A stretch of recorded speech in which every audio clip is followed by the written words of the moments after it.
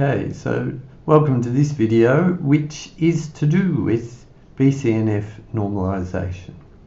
So for BCNF normalisation, in lectures you're given an algorithm to do that, which is down here, and also to drive this algorithm we have a set of requirements for what constitutes a BCNF schema.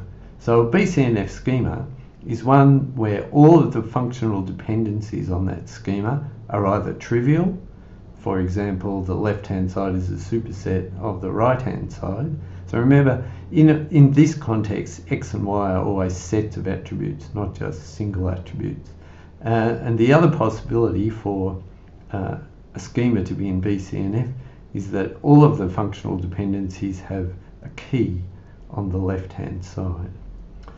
Okay, so the way that we actually employ this is in this iterative algorithm where we start off with a schema R, which is effectively a collection of all the attributes and a set of functional dependencies on those attributes. And the idea is that we want to decompose that schema R into a set of BCNF schemas. And the way we do that is that we consider the current state of R and we search for any of the schemas in R that aren't currently in BCNF. And the reason they're not going to be in BCNF is because they have a functional dependency that violates this requirement.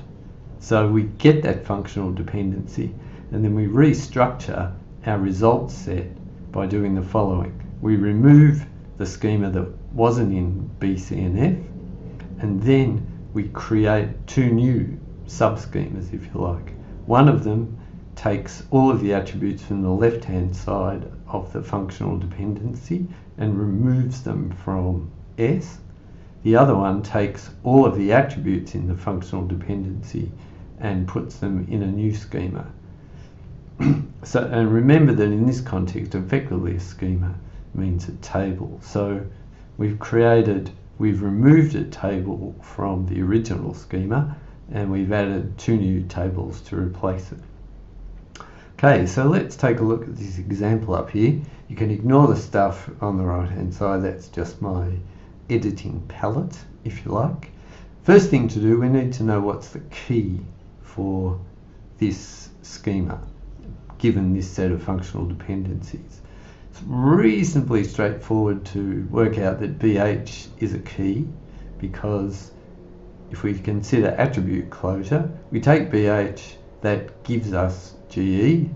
If we take that, so then we've got BG and H, which gives us F, and once we've got F, we've got all of the other attributes. So starting from BH, the closure is all of the attributes in the schema, and we're done. And I skipped a step there actually, we also need A, B and H to ultimately generate C. But in any case, the key is BH. Alright, so once we've got a key, the thing to do is to look through the current set of schemas. In this case there's only one, it's the schema that contains all of the attributes, and see if we can find a functional dependency that violates this property down here. And pretty easily we see that this functional dependency has something on the left hand side, A, which is not part of the key. So we need to fix that by applying the stuff in the algorithm below. So first of all, the functional dependency that we're fixing is this. Now in the context of what we've got down here, xy is ADE. So it's all of the attributes from that functional dependency that causes the problem. So effectively we're creating a new table, it just contains those three attributes. And the other thing that we need to do is to form S minus Y, and that is going to be basically all of the attributes without D and E. So it's going to be A, B, C, F, G, H. And between them, these two will form the new version of res. So remember that what we do in the algorithm is that we remove the offending schema and in fact in this case there's only one schema, so that's what gets removed, and we finally end up with a res that looks like this. So it's got one schema ADE and another schema ABCFGH.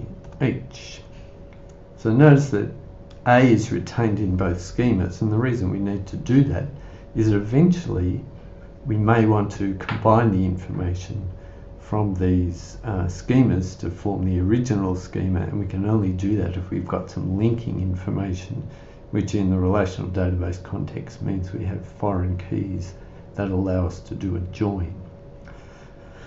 Okay, so we've done one iteration of the while loop down here, so we can start looking at the schemas in here. So if we look at ADE, in fact it turns out that it's already in BCNF. There's only one relevant functional dependency. All of these other functional dependencies aren't relevant because they involve attributes that aren't contained in this schema.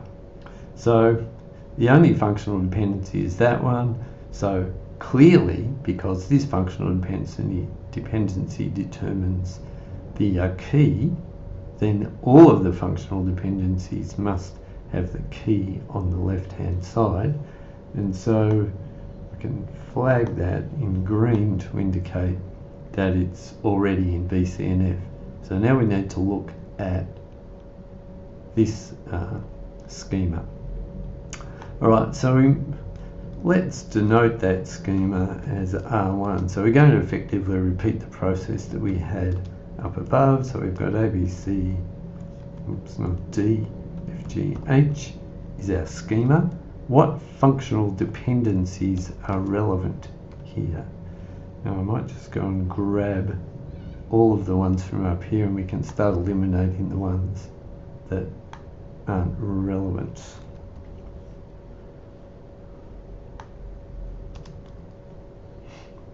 Okay, well this one's clearly not relevant because schema R1 doesn't contain D and E. BGHF, that's relevant. ABHC is relevant. F goes to ADH is also not relevant because we don't have D. However, if you remember Armstrong's axioms, what we can actually do here is we can drop attributes from the right hand side, so that functional dependency is still relevant here, and BH goes to GE. Well, E doesn't appear in this schema, but BH still determines G. Okay, alright, next thing to work out is what's the key.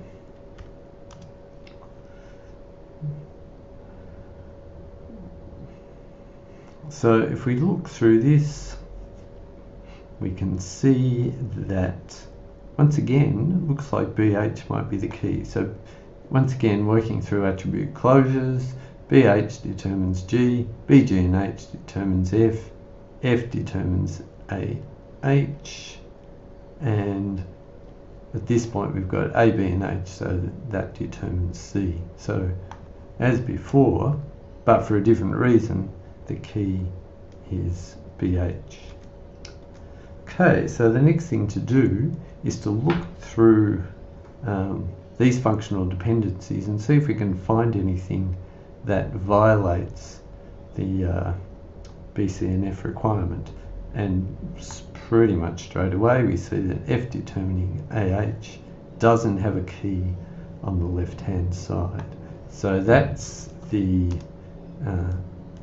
functional dependency that needs to be repaired or fixed. And remember that the way we do that is we make a new table containing the attributes from the offending functional dependency, and we remove the attributes on the left hand side of that functional dependency from the original set S. So S minus Y is going to be B, C, F, G. So as before, F remains in both of the new schemas so that sometime in the future we can join them together again. Alright, so what does that do to res? Well, I'll just copy and paste from up here. So what we've done is we're going to remove this because we had to fix it, and we're going to replace it by FAH and BCFG using the algorithm from down here. Alright, so we've got to keep looking to make sure that all of the schemas are in BCNF. Well, this one, for the same reason that ADE was in BCNF, is also trivially in BCNF because the only attributes are the ones in the only functional dependency, and therefore the left hand side must be the key. What about BCFG? Alright, well, we could start looking for functional dependencies that are relevant here, and if we look in this list up here, it turns out that there are no functional dependencies that apply to this set of attributes.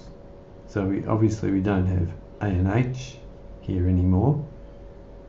We don't have H for the left hand side, so that eliminates both of those, and also having H on the left hand side here eliminates that functional dependency as being relevant.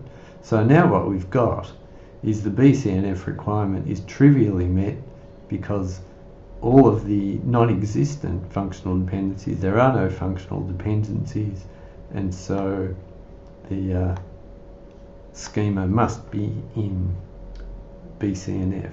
So now we've decomposed the original schema into 3 sub-schemas, each of which is in BCNF, and so we say that the whole system is now in BCNF.